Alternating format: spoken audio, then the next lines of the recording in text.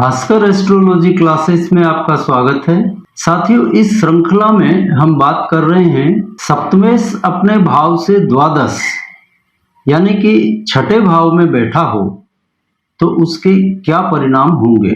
इस विषय में हम शनि और शुक्र इन दोनों ग्रहों के बारे में पिछले चैप्टर्स में बात कर चुके हैं। आज हम बात करेंगे यदि मंगल इस स्थिति में हो तो क्या परिणाम होंगे। जैसा कि हम सभी जानते हैं, मंगल वृष लग्न में सप्तमेश होगा क्योंकि सप्तम भाव में वृश्चिक राशि पड़ती है, इस नाते मंगल सप्तमेश होगा। और दूसरे तुला लग्न में सप्तमेश होगा क्योंकि तुला लग्न में सप्तम भाव में मेष राशि पड़ेगी जो कि मंगल की राशि है। तो आज हम बात करते हैं वृष लग्न में सप्तमेश मंगल यदि छठे भाव में बैठा हो अपने भाव से द्वादश तो उसके क्या परिणाम प्राप्त होंगे। यहाँ उदाहरण कुंडली में भी आप देख सकते हैं, मंगल सप्तम भाव का स्वामी होकर अपने भाव से द्वादश यानी कि छठे भाव तुला राशि में बैठा है। जैसा कि हम पहले भी कई बार आपको बता चुके हैं कि मंगल का एक स्वाभाविक गुण होता है कि वह जिस राशि में बैठा होता है उस राशि के गुणधर्म स्वाभाविक तौर पे अपना लेता है। और यहाँ पर आप देख रहे हैं कि यह तुला राशि में बैठा है, तो इसमें तुला राशि यानी कि सप्तम भाव के गुणधर्म स्वाभाविक तौर पर समाये हुए हैं। मंगल के विषय में यह ध्यान में रखना बहुत आवश्यक है। और इसी वजह से इस स्थिति का जातक किसी एक धंधे में जल्दी से सेट नहीं हो पाता, वह बार बार धंधे बदलता है और यह मंगल मजबूर कर देता है कि वह अनेकों धंधे करे, यानी बहुधंधी बना देता है जातक को।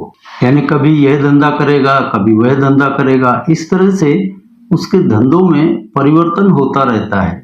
और इसे आप यूं भी मत समझ लीजिएगा कि वह एक धंधे में असफल होकर दूसरे धंधे की तरफ जाता है। सफलता असफलता तो कुंडली के अन्य योगों पर निर्भर करती है। अन्य ग्रह योगों के अनुसार हो सकता है उसने एक धंधा किया, उसको सेट कर दिया, उसकी व्यवस्था कर दी, फिर उसने दूसरे धंधे में हाथ डाला, फिर उसमें सेट कर दिया और फिर तीसरे धंधे में हाथ डाला।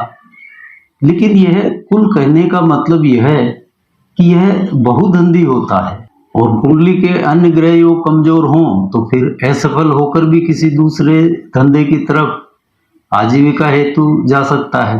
अब यहाँ पर एक बात और ध्यान में रखिए कि यह जातक यदि पैतृक धंधा करता हो यानी जो उसका खानदानी धंधा है तो फिर उसे धंधे बदलने की आवश्यकता नहीं पड़ती है।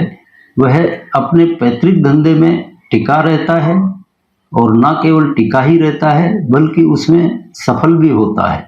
फिर कोई धंधा बदलने की बात नहीं आएगी। यदि स्वयं का व्यवसाय करता होगा तो उसे कई धंधे बदलने पड़ेंगे। अब मंगल की जो फल देने की दृष्टियां हैं,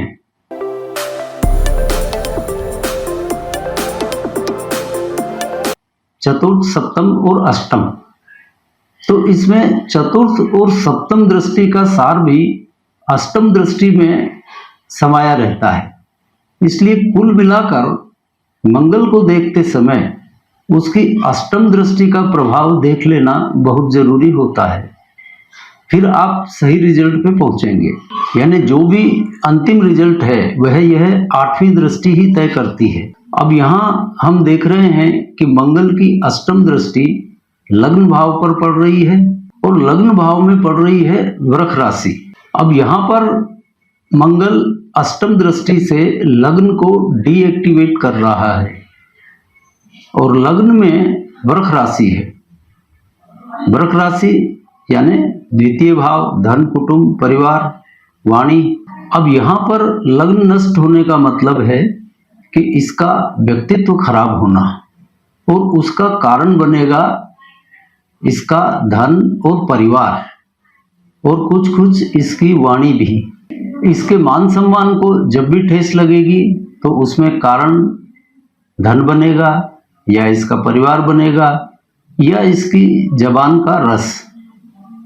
कुछ भी उटपटांग बोलने के कारण इसके मान सम्मान को चोट पहुंचेगी। और वैसे भी ये जातक धन के मामले में अपने मान सम्मान को कोई महत्व नहीं देते हैं। इज्जत जाती है, जाने दो, पैसा आना चाहिए। कुल मिलाकर यही इनका ध्येय वाक्य रहता है, पैसा चाहिए, इज्जत सेकेंडरी। कुल मिलाकर यह मंगल इनका स्वभाव कुछ इस तरह का बना देता है कि पैसा आना चाहिए। मान सम्मान जा रहा है तो जाए, लेकिन पैसा आना ही चाहिए। यानी ये खुशी खुशी अपना अपमान भी बर्दाश्त कर लेंगे यदि बदले में पैसा मिल रहा है तो। और अंतिम रिजल्ट इसका यही निकलता है कि ये जातक पैसा तो कमा लेते हैं पर मान सम्मान, व्यक्तित्व नहीं कमा पाते। इनका व्यक्तित्व नहीं रहता, दोयम दर्जे का व्यक्तित्व रहता है, पैसा कमा लेते हैं।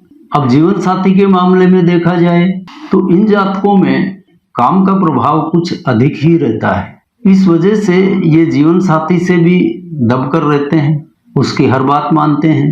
जीवन साथी के सामने भी इनका व्यक्तित्व नहीं उभर पाता, यानी ये जीवन साथी पर हावी नहीं हो पाते, जीवन साथी ही इन पर हावी रहता है। और जीवन साथी से इनको कोई कुछ विशेष सम्मान मिलता नहीं है, लेकिन इसको उसमें भी कोई ऐतराज नहीं होता, ठीक है। और इनका पूरा आचरण जीवन साथी के कहे मुताबिक ही होता है। और यहाँ पर अपने सप्तम भाव से द्वादश हो जाने के बावजूद भी यह कोई सेपरेशन वगैरह जैसी स्थिति पैदा नहीं करता है। यानी यह मंगल वैवाहिक जीवन में अलगाव जैसी स्थितियां नहीं बनाता है। लड़ाई झगड़े करें ठीक है, लेकिन फिर भी एक हो जाते हैं। इस मामले में यह अच्छे रिजल्ट देता है। तो आज के चैप्टर को यहीं विराम देते हैं और अगली बार आपसे मिलते हैं मंगल की ही सप्तमेश वाली दूसरी भूमिका के साथ, जो कि तुला लग्न की होगी। तब तक के लिए जय जय सिया राम।